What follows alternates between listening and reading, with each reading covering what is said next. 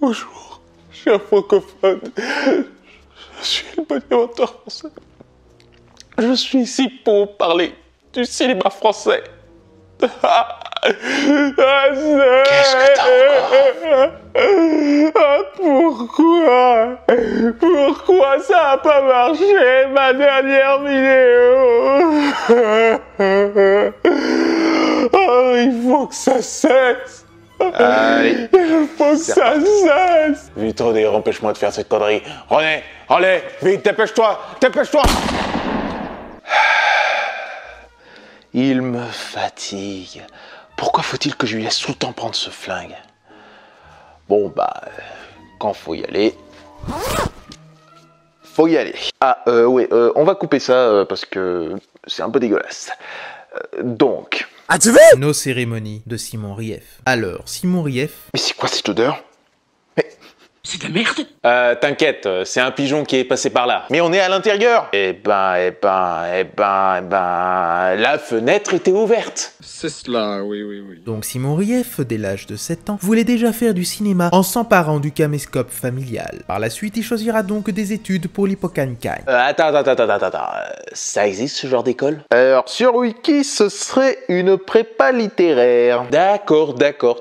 Mais pourquoi ils ont choisi ce nom bizarre? Peut-être qu'ils aiment le latin? Mais bon, c'était un alibi idéal pour choisir une option cinéma et s'inscrire au concours de la Fémis. Il a fait ce choix bizarre pour rassurer ses parents qui ne connaissaient pas ce milieu. Habile. Mais ce ne fut pas de tout repos et assez difficile pour lui après de nombreux ratages et de rancœurs qui le pousseront à faire des courts-métrages par ses propres moyens. Manu Banco. Il avait d'abord fait des courts-métrages par ses propres moyens et des fois en mode pirate pour ensuite se professionnaliser de plus en plus. Et avec ses œuvres, il arrivera à évoluer dans la perception de ses techniques de metteur en scène. Puis c'est grâce à l'abondance de ses projets qu'il aura la possibilité d'être financé pour son premier film Nos cérémonies en 2022 dès l'âge de 26 ans. Bordel de merde, c'est jeune. Il aura même la chance d'être nominé pour la Caméra d'Or au Festival de Cannes, à la Semaine internationale de la critique et au Festival de Gérardmer. Mais il n'aura rien obtenu. C'est plutôt hors de la France qu'il obtiendra des prix. Peut-être que les pays étrangers sont plus réceptifs que nous sur le genre fantastique. En tout cas, le film est sorti. Mais je sens que lorsque cette vidéo sortira, il n'y aura plus du tout de séance. Mais bon, autant en parler et que je vous donne mon avis. Donc, qu'est-ce que j'en ai pensé ?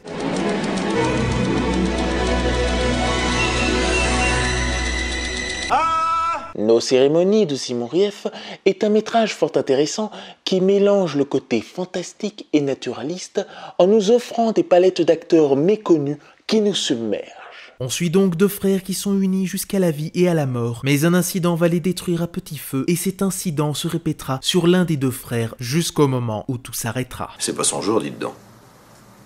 C'est jamais son jour.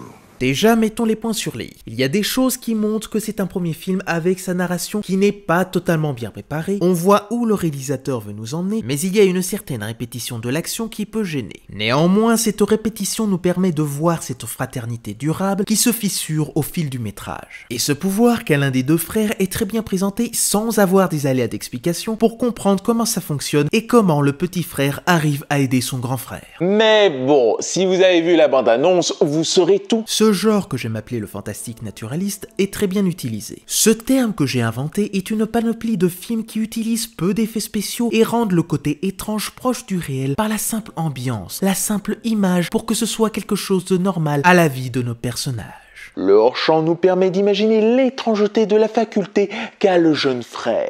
J'ai essayé de construire ce film autour un peu de... Voilà, qui est un jeu avec le spectateur de comprendre un petit peu au fur et à mesure et cette idée du mystère. Bien sûr, il y a une scène où il te montre ce pouvoir, mais c'est juste une fois et jamais dans l'excès. Et justement, pour croire à ce don, Rief donne de l'ampleur aux images en allant sur quelque chose de grandiose sur les paysages. Tout paraît immense, étiré. Cette colorimétrie très chaude nous donne une palette de couleurs très forte et un manque de chaleur pour l'un des personnages. On cherchait toujours l'éclat. C'est-à-dire de ne pas hésiter à faire un soleil vraiment brûlant, une image extrêmement chaude et qui va très très fort dans la luminosité, dans le contraste et tout ça, parce que moi je me disais il faut que ça éclate, que ça soit très fort à ce niveau-là, quoi, de vraiment faire un récit, vraiment avec quelque chose d'héroïque, un peu dans le truc, et presque cinéma américain aussi, qui me plaisait. Mais par contre, je me disais, ce qu'il faut que ça soit intéressant, c'est que l'horreur peut surgir à n'importe quel endroit. Il a une manière de capter un plan et de donner une lenteur inhérente pour qu'on soit pris du tout au tout. Il a une vision du zoom très percutante. Sa caméra suit les personnages et les laisse quelquefois improviser. Je voulais une caméra qui ait son existence, c'est-à-dire que la caméra elle soit aussi indépendante. Je voulais que ce soit une caméra qui ait son propre regard, quoi, qui peut les décadrer, qui peut les laisser, qui peut revenir. Ouais, c'est des choses qui m'intéressaient, que la caméra soit un personnage. Il y a des moments où on n'entend pas les dialogues à cause du bruit des vagues ou du brouhaha de la fête, mais l'action des personnages et de l'ambiance de la scène nous permettent de comprendre ce qui va arriver. Puis il s'aide de la musique de l'artiste Suicide Wave pour bien calibrer le ton des plans et de ses personnages. Avec ça, on a donc une texture musicale à la fois morbide et très solaire. On a beaucoup travaillé sur ce film à prendre, par exemple, énormément d'ambiance, c'est-à-dire de chaque lieu de travailler des ambiances dès la prise de son, des ambiances dont on savait qu'elles allaient nous servir pour la suite. C'est-à-dire que c'est des ambiances ensuite qu'on a retravaillées en post-production pour créer des sortes de nappes, de choses qui vont être en fait... Ce qu'on voulait, c'est que le spectateur il se dise, est-ce que c'est les arbres, est-ce que c'est le vent qui dégage ça ? Ou est-ce que c'est une musique, qui soit un peu perdue, mais qu'il y ait une espèce de couche pendant tout le film, de nappe sonore, qu'on a travaillé aussi en retravaillant ça avec des synthétiseurs, ou en enregistrant des choses, et de se dire, est-ce que ça, c'est pas... est-ce que c'est comme s'il y avait une voix intérieure du film, ces nappes qui racontaient aussi les émotions des personnages, et ça, finalement, c'est quelque chose qui se fait assez peu dans le cinéma français, mais de faire tout un design sonore autour du film pour raconter aussi l'intérieur des personnages. Et moi, je me disais, il y a un truc aussi de la voix de la nature, quoi, de comment on a travaillé aussi le son des vagues, de la mer. On a une mer qui est très violente dans le film et qui les guide un peu les personnages, et on a ce vent qui revient à chaque élément fantastique, qui est travaillé comme ça. Et du coup, ces sons racontent le fantastique, et surtout, c'est un film où il y a beaucoup de hors-champ, et beaucoup de choses passent par le son. Et parlons de ce côté solaire dont l'un des protagonistes est touché par cette lumière céleste. On est dans une illumination de chacun d'eux. Il y a une personne qui est plus illuminée que les autres parce qu'il ne fait plus partie des créatures de la vie. Il est dans un entre-deux. Entre la vie et la mort. Ce qui fait que son corps réfutera tout et le rendra petit à petit plus fou, moins émotionnel et plus insensible à la douleur. Une sorte de transformation moderne d'un zombie. Puis pour ce qui est du casting, on voit que c'est pour tous leur premier film parce qu'il y a des moments où malheureusement ça sonne faux dans leur jeu. Toutefois, ce n'est pas complètement honteux. Moi j'aime bien travailler avec des comédiens non professionnels, on dit, c'est-à-dire des gens qui n'ont pas encore tourné. Et du coup, on a fait 1 an et demi de casting. On a vu plus de 1500 jeunes. Du coup, ça a été vraiment un gros travail. Et eux, on les a trouvés. C'était la période du Covid, en fait. Du coup, on pouvait peu faire de casting, vu que tous les jeunes avaient des masques dans la rue. Plus personne ne sortait trop. Du coup, c'était un peu compliqué pour faire du casting sauvage. Mais on a cherché aussi beaucoup sur les réseaux sociaux. Ça veut justement nous donner un instinct naturel sur la perception qu'ont chaque personne de l'histoire. Déjà, les gamins sont parfaits, la chimie fonctionne bien, et leur version adulte, jouée par Raymond Bourg et Simon Bourg, sonne vraie. Après, c'est normal, parce que comme vous avez compris, ils sont frères dans la vraie vie. No fucking shit, Sherlock. Il y avait une relation, c'est de leur relation, vu qu'ils sont frères, ça transparaît. En fait, dès qu'on les filme et dès qu'on les voit, parce qu'il y a un truc où on peut pas j'avais l'impression que je pouvais pas mentir là-dessus, quoi. C'est d'ailleurs intéressant d'avoir choisi des frères pour qu'on puisse croire à leur lien du sang. Aussi, prendre des mannequins pour avoir des corps parfaits est ma foi une bonne idée. Et ce n'est pas la première fois qu'on a ça. Pour Raymond Bourg, qui joue le jeune frère, il est ce jeune adolescent qui reste auprès de son grand frère pour le soutenir dans les problèmes. Mais en vérité, si on suit la trame narrative, cet amour pour son frère va devenir une haine perpétuelle parce qu'on verra qu'à cause de l'été tout le temps, il n'aura pas réussi à avoir des relations avec les autres.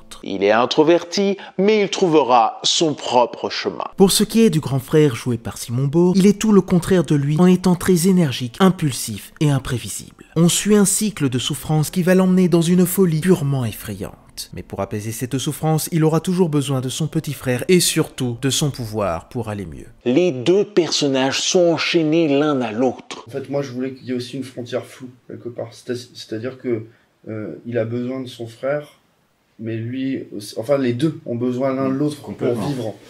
Pas juste un bourreau, un victime. Ils sont tous les deux à se... Et parce qu'en fait, plus le film avance, et plus Simon, il lui dit...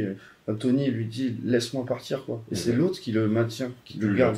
Plus la tragédie se dessine finalement. Exactement, mais c'est là où c'est vraiment une tragédie classique mythologique. Moi, c'est ça que je voulais faire. On a aussi Maria Vilena qui reste très attachante et sera la balance pour changer l'existence de ces deux hommes en bien ou en mal. Il y a un esprit très protecteur avec elle, bien que ça finira par s'envenimer. Mayra, j'avais flashé sur elle très vite dans le casting parce qu'on était tombé avec la directrice de casting sur ses peintures. En fait, elle veut devenir peintre et elle faisait des études de peinture à ce moment-là et on avait vu ces peintures qu'on trouvait vraiment magnifiques. On l'a rencontrée en casting et ça a été une sorte d'évidence très très vite au début du casting parce que je trouvais qu'en fait elle avait un tel naturel et une telle manière d'être où je me disais en fait elle avait peu de jeu à faire quelque part. Je me suis beaucoup, pour le coup, à la différence des deux frères, je me suis beaucoup inspiré de Mayra. C'est-à-dire que pour moi, c'était une sorte de guide dans ma mise en scène parce que je me disais comment Mayra réagirait dans cette situation. Mais voilà, comme je l'ai dit tout à l'heure, le jeu peut déranger sur certaines imperfections à des moments clés. Et pour cela, Rief se rattrapera avec, comme je l'ai dit, sa caméra fluide qui zoome à la perfection les plans et le son qu'il apporte pour nous faire vibrer. Et ça a tellement vibré que j'ai cru que l'une des enceintes allait craquer. Pour ce qui est du scénario, c'est vraiment une histoire originale écrite par Rief et Léa Rich. On sent quand même qu'il y a certaines lacunes sur sa manière de bien nous faire suivre les péripéties. C'est aussi un film sur le temps, quoi, qui passe.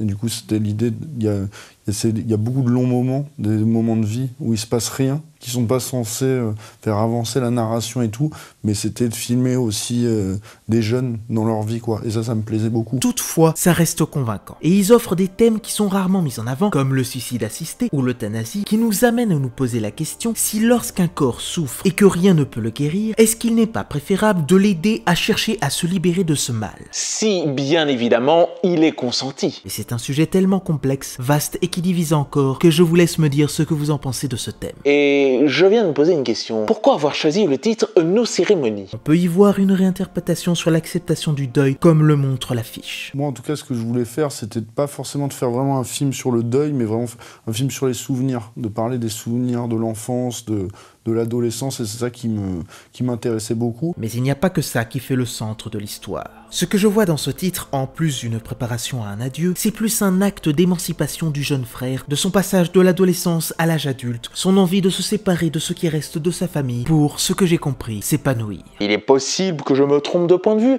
mais ça m'est resté dans la tête pendant une bonne partie du film. Mais en suivant le parcours du réalisateur, j'ai vu que c'était un film personnel. D'ailleurs, dans ce métrage, on voit très peu les adultes interagir avec les adolescents, comme s'ils voulaient les laisser choisir leur propre voie sans avoir un point de vue d'une personne majeure. Les laisser maîtres de leur destin. C'est deux garçons qui ont pas de repères en fait, à part eux-mêmes. C'est-à-dire qu'ils ont créé leur monde. Leur monde, c'est ce monde où les cérémonies arrivent, ce monde qui permet de garder son frère en vie.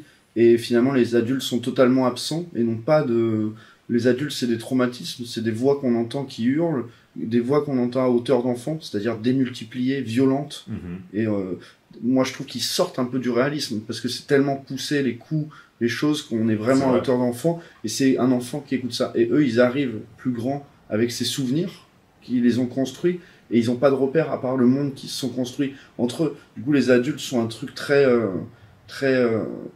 distant. Mais ce n'est pas pour moi un film qui se veut psychologique, c'est plus un film sur l'émotion. Donc il n'est bien évidemment pas parfait parce qu'il a tout d'un premier film en voulant donner tout ce que le réalisateur veut mettre en bien ou en mauvais, mais il arrive quand même à nous garder en haleine du début jusqu'à la fin pour nous faire ressentir quelque chose de sensationnel. Et rien que pour ça, je vous le conseille. Sur ce, je vous dis à la prochaine et je mentionne les films que vous oubliez de mentionner.